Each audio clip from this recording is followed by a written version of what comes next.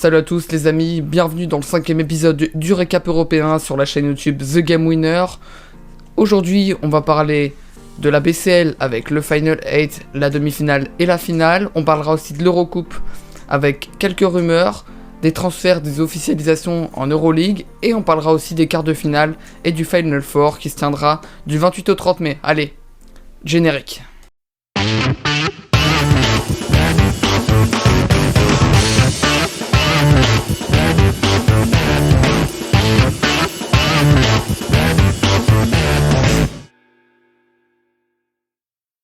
Et oui, on entame avec les news et on commence du côté de l'AS Monaco, notre Roca Team qui jouera l'Euroleague la saison prochaine, qui prolonge son arrière américain Rob Gray, qui avait été nommé MVP des finales de l'Eurocoupe. Rob Gray prolonge donc pour 2 ans avec une possibilité de rompre son contrat à l'été 2022. Il goûtera donc l'Euroleague la saison prochaine. On reste du côté de Monaco et Monaco va sans doute voir aussi la prolongation logique de son coach monténégrin Zvezdan Mitrovic, qui devrait donc prolonger pour continuer de coacher cette équipe de Monaco en Euroleague la saison prochaine, lui qui a d'ailleurs été nommé coach de l'année en Eurocoupe. Au niveau des news, rien pour officialiser. Aussi, on continue du côté de l'Anadolu Efes Istanbul avec la prolongation du coach Ergin Ataman, des suites après avoir appris la qualification de son club pour le Final Four. Les dirigeants ont décidé de le prolonger 2 saisons de plus. Ergin Ataman à la tête de l'Anadolu Efes Istanbul jusqu'en 2023. Et enfin, une dernière rumeur qui s'avère bientôt être officielle, c'est Léo Westermann qui pourrait faire son retour du côté du Zalgiris Kaunas, notre Français qui était arrivé cet hiver du côté du FC Barcelone, qui cet été donc pourrait bouger et retourner au Zalgiris Kaunas pour retrouver son pote Geoffrey Lauvergne. Et oui, cette semaine nous allons parler de BCL, de Basketball Champions League. Je vais vous faire un petit récap de ces playoffs pour ceux qui n'étaient pas au courant, et notamment avec le club de Strasbourg qui était engagé. Allez, je commence avec les quarts de finale, et à noter déjà que le premier quart de finale qui opposait Envogorod à Saragosse, Saragosse s'est imposé 86-78, se qualifiant donc pour les demi-finales. De son côté, le club d'Amathembaye Karisayaka, le club turc, s'est imposé contre le Nymburk sur le score de 84-73 et retrouvait eux aussi les demi-finales.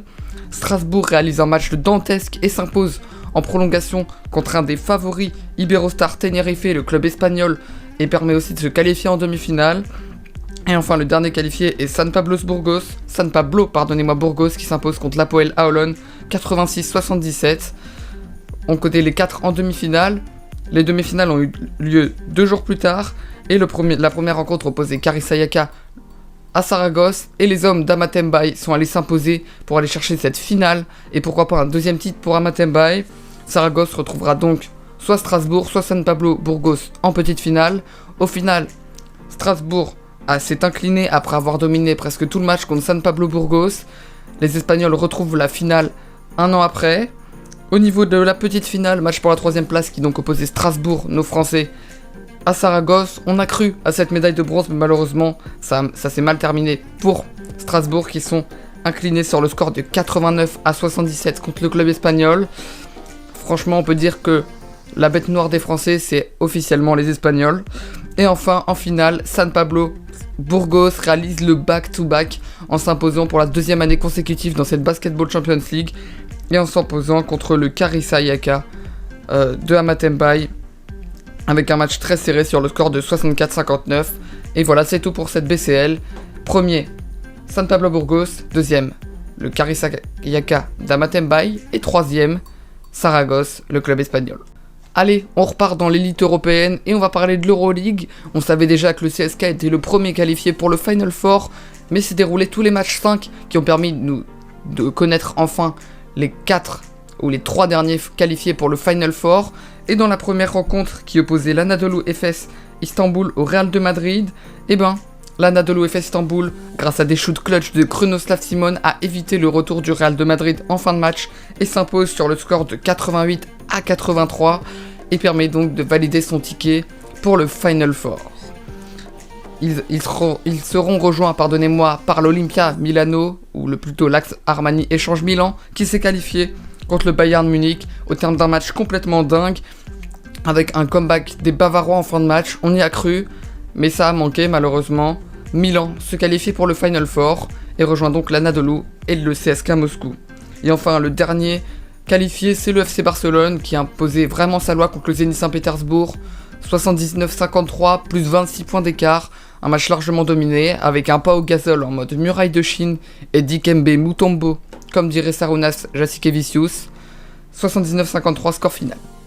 Désormais, il faudra attendre le 28 mai pour retrouver l'Euroleague du côté du Final Four. En ce moment, c'est d'ailleurs les Media Day pour préparer et pour médiatiser ce Final Four qui est mythique. On retrouvera le 28 mai à 18h l'opposition entre Barcelone et l'Olympia Milan.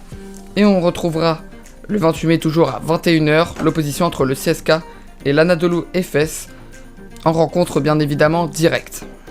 C'en est tout pour moi cette semaine, pas d'autres news à vous annoncer. N'hésitez pas à vous abonner à la chaîne YouTube si ce récap vous a plu. Allez nous suivre sur Instagram, on a pas mal d'interviews qui sont sorties en ce moment, des grands projets. Allez voir aussi tous les autres récaps, LFB, basket européen, basket JP Elite, Pro B, Euro Millions League. Il y a plein d'autres news qui arrivent sur la chaîne YouTube The Game Winner. Moi je vous dis à la prochaine pour un prochain épisode du récap. Allez, portez-vous bien. Et d'ailleurs, n'oubliez pas non plus d'aller nous suivre sur Twitch où on live régulièrement. Allez, ciao!